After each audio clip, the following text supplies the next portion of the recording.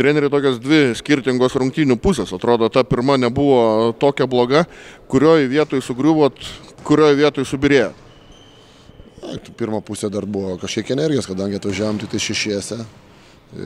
Pirmoje pusėje dar atsilaikėm, neleidom jiem pabėgti, to pasiekoje lygus rezultatas buvo. Antroje pusėje biški nuovargį, sakiau, jeigu kažkiek atitrūks komanda, tai mums bus sunku grįžti, nes neturim keitimų.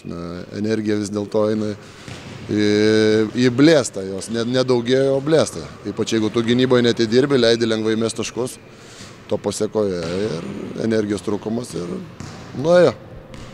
Kiek trūksta tų, taip vadinamų, skorerių komandai? Gabrielius Pečiulis šiandien beveik 50 taškų, bet į talką mažai kas atėjo šiandien.